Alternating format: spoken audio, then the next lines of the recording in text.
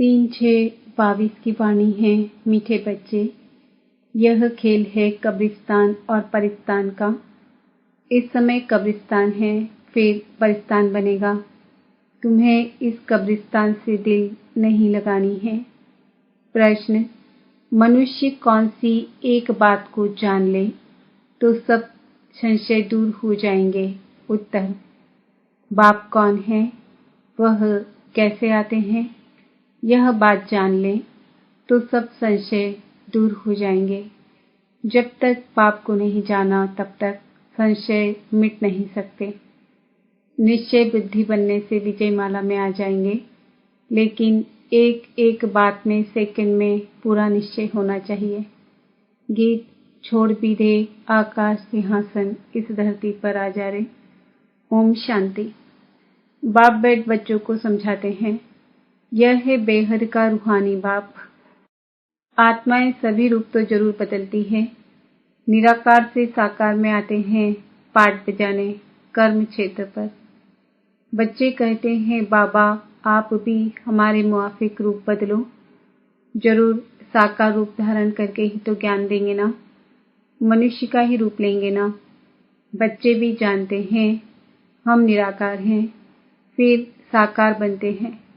बरोबर है भी ऐसे। वह है निराकारी दुनिया। यह बाप बैठ सुनाते हैं।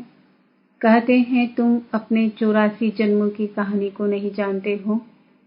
मैं इनमें प्रवेश कर इनको समझा रहा हूँ। यह तो नहीं जानते हैं ना। कृष्ण तो सतयुग का प्रिंस है। इनको आना पड़ता है पतित दुनिया, पतित शरीर में। कृष्ण गोरा था, फिर काला कैसे हुआ, यह कोई जानते नहीं। कहते हैं सर्प ने डसा। वास्तव में यह है 5 विकारों की बात। काम सीता पर बैठने से काले बन जाते हैं। श्याम सुंदर कृष्ण को ही कहते हैं, मेरा तो शरीर ही नहीं है जो गोरा व सांवरा बने। मैं तो अवर पावन हूँ। मैं कल्प कल्प संगम पर आता हूँ। जब कलयुग का अंत सतयुग का आदि होता है, मुझे ही आकर स्वर्ग की स्थापना करनी है। सतयुग है सुखधाम, कलयुग है दुखधाम। इस समय मनुष्य मात्र सब पतित है। सतयुग के लक्ष्मी नारायण महाराजा महारानी की गवर्नमेंट को भ्रष्टाचारी तो नहीं कहेंगे। यहाँ सब है पतित। भारत स्वर्ग था तो देवी देवताओं का राज्य था। एक ही धर्म था, संपूर्ण प्रावण श्रेष्ठाचारी थे। भ्रष्टाचारी श्रेष्ठाचारियों की पूजा करते हैं।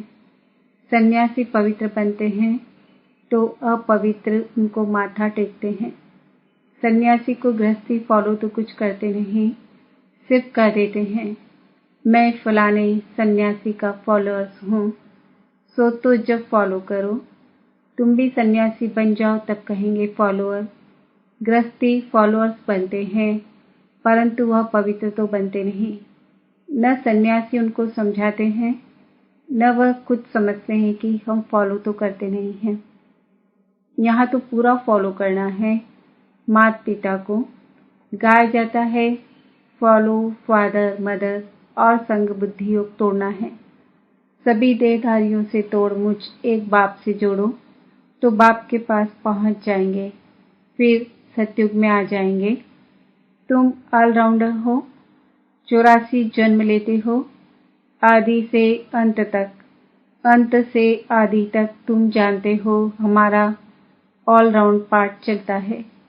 दूसरे धर्म वालों का आदि से अंत तक पाठ नहीं चलता है। आदि सनातन है ही एक देवी देवता धर्म। पहले पहले सूर्यवंशी थे। अब तुम जानते हो हम ऑलराउंड 84 जन्मों का चक्र लगाते हैं। बाद में आने वाले तो ऑलराउंडर हो ना सके। यह समझ की बात है ना। बाप के सिवाय कोई समझा न सके। पहले पहले है ही डिटेल में। आधा कल्प सूर्यवंशी चंद्रवंशी राज्य चलता है। अभी तो ये बहुत छोटा सा युग है। इनको ही संगम कहते हैं, कुंभ भी कहते हैं। उनको ही याद करते हैं, हे परम पिता परमात्मा आकर हम पतितों को पावन बनाओ। बाप से मिलने के लिए कितना भटकते रहते हैं।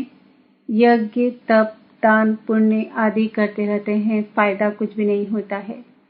अब तुम भटकने से छूट गए हो। वह है भक्ति कांड, यह है ज्ञान कांड। भक्ति मार्ग आधा कल्प चलता है, यह है ज्ञान मार्ग। इस समय तुमको पुरानी दुनिया से वैराग्य दिलाते हैं, इसलिए तुम्हारा यह है बेहद का वैराग्य, क्योंकि तुम जानते हो यह सारी दुनिया कब्रिस्तान होनी है। इस समय कब्रिस्तान है, फिर परिस्तान बनेगा। यह खेल है कब्रिस्तान परिस्तान का। बाप परिस्तान स्थापन करते हैं जिसको याद करते हैं। रावण को कोई याद नहीं करते हैं।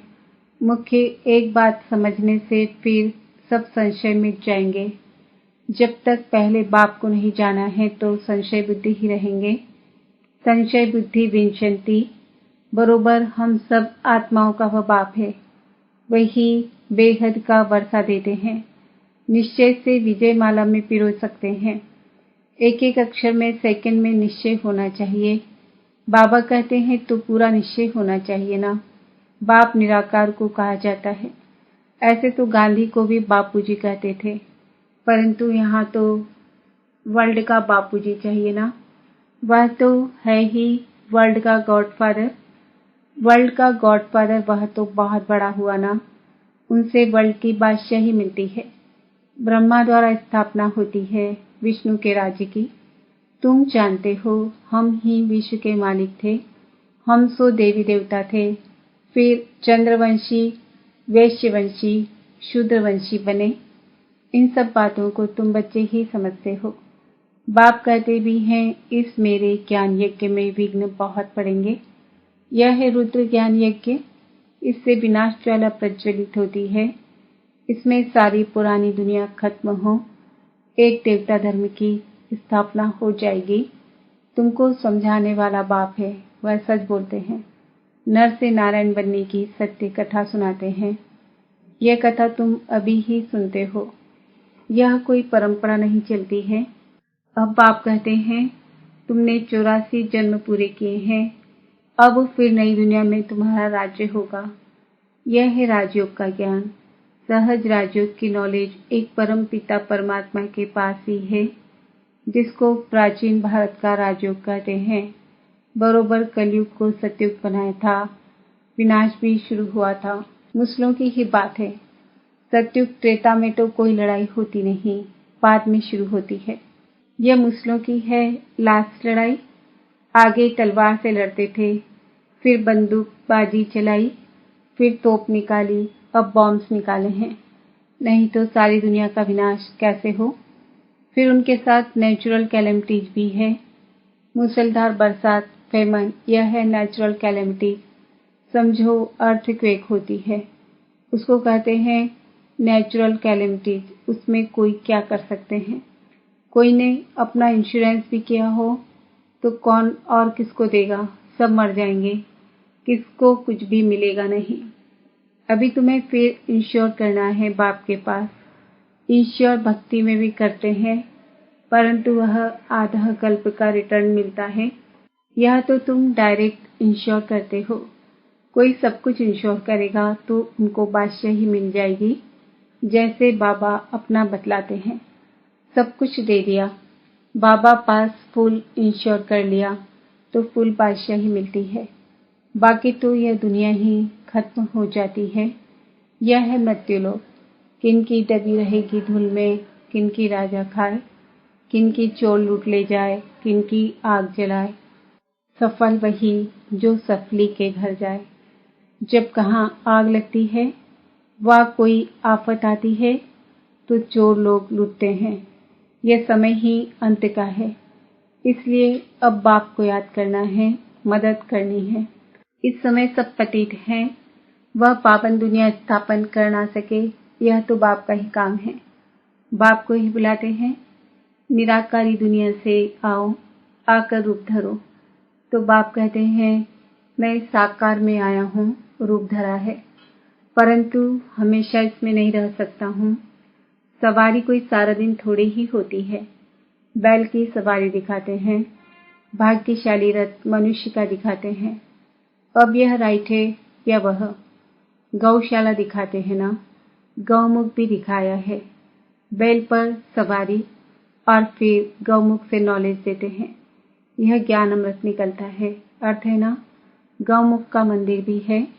बहुत लोग जाते हैं तो समझते हैं गौ के मुख से अमृत टपकता है, वह जाकर पीना है। 700 सीढ़ियां हैं। सबसे बड़ा गौमुख तो यह है। अमरनाथ पर कितनी मेहनत कर जाते हैं, वहां है कुछ भी नहीं, सब ठगी हैं। दिखाते हैं शंकर ने पार्वती को कथा सुनाई। अब क्या पार्वती की दुर्गति हुई जो उनको कथा बैठ सुनाई। मनुष्य मंदिर आदि बनाने में कितना खर्चा करते हैं।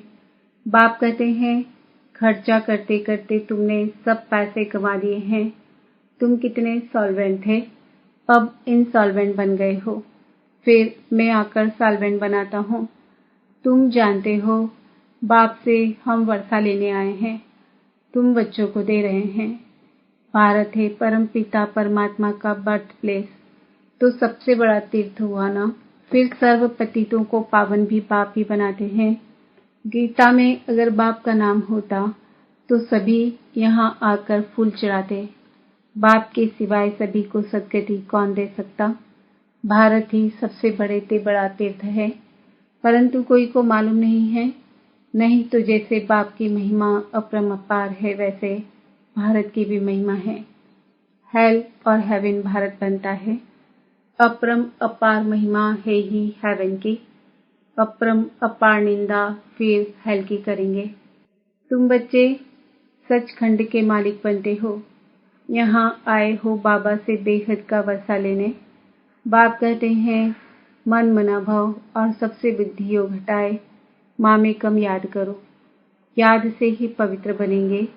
नॉलेज से वर्षा लेना है। जीवन मुक्ति का वर्षा तो सबको मिलता है, परंतु स्वर्ग का वर्षा राजयोग सीखने वाले ही पाते हैं। सद्गति तो सबकी होनी है ना, सबको वापस ले जाएंगे। बाप कहते हैं मैं कालों का काल हूँ। महाकाल का भी मंदिर है। बाप ने समझाया है अंत में प्रत्यक्षता होगी, तब समझेंगे कि बरोबर इन्हों को बतलाने वाला बेहद का बाप ही है। कथा सुनाने वाले अगर अब कहें गीता का भगवान कृष्ण नहीं शिव है, तो सब कहेंगे इनको भी बीके का भूत लगा है, इसलिए इन्हों का भी टाइम नहीं है, पिछाड़ी को मानेंगे।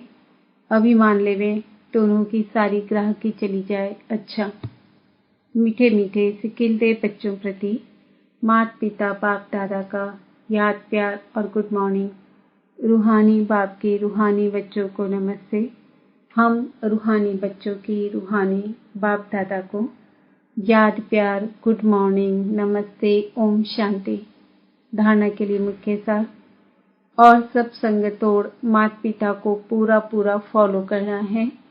इस पुरानी दुनिया से बेहद का वैराग्य रख इसे भूल जाना है।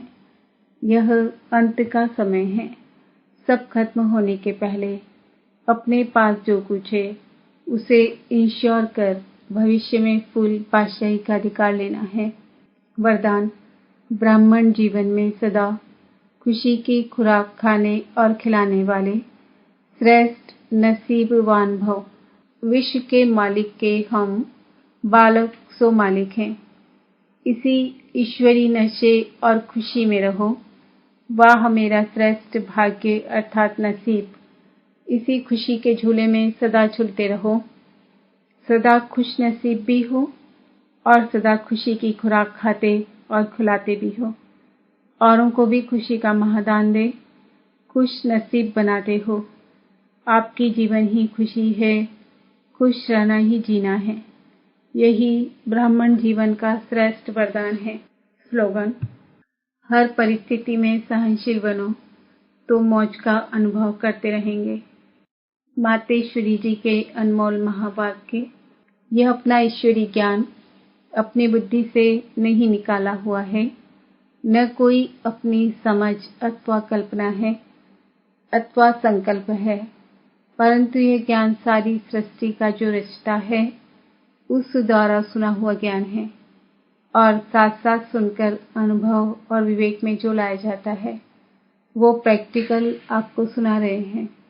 अगर अपने विवेक की बात होती तो सिर्फ अपने पास चलती, परंतु यह तो परमात्मा द्वारा सुन विवेक से अनुभव में धारण करते हैं। जो बात धारण करते हैं वो जरूर जब विवेक और अनुभव में आती है तब अपनी मानी जाती है। यह बात भी इन द्वारा हम जान चुके हैं। तो परमात्मा की रचना क्या है, परमात्मा क्या है, बाकी कोई अपने संकल्प की बात नहीं है। अगर होती तो अपने मन में उत्पन्न होती। यह अपना संकल्प है। इसलिए जो अपने को स्वयं परमात्मा द्वारा मुख्य धारणा योग्य पॉइंट मिली हुई है वो है मुख्य योग लगाना। परंतु योग के पहले ज्ञान चाहिए। योग करने के लिए पहले ज्ञान क्यों कहते हैं? पहले सोचना, समझना और बाद में योग लगाना। हमेशा ऐसे कहा जाता है पहले समझ चाहिए, नहीं तो उल्टा कर्म चलेगा। इसलिए पहले ज्ञान जरूरी है। ज्ञान एक ऊंची स्टेज है जिसको जानने के लिए बुद्धि चाहिए, क्योंकि ऊंचे से ऊंचा परमात्मा हमको पढ़ाता है। यह ईश्वरीय ज्ञान एक तरफ तोड़ना, दूसरे तरफ जोड़ना। एक परमात्मा के संग जोड़ो, जिस शुद्ध संबंध से हमारे ज्ञान की सीढ़ी आगे बढ़ेगी। क्योंकि इसी समय आत्मा कर्म बंधनवश हो गई है। वह आदि में कर्म बंधन से रहित थी, बाद में कर्म बंधन में आई और अब फिर से उनको अपने कर्म बंधनों से छूटना है। अब अपने कर्मों की बंधाई मानी भी न हो और कर्म करना अपने हाथ में रहे माना, कर्म पर कंट्रोल हो, तब ही कर्मों की बंधाई मानी नहीं आएंगी। इसको ही जीवन मुक्ति कहते हैं। नहीं तो कर्म बंधन में चक्र में आने से सदा काल के लिए जीवन मुक्ति नहीं मिलेगी। अब तो आत्मा से पावर निकल गई है और उनके कंट्रोल बिगड़ कर्म हो रहे हैं।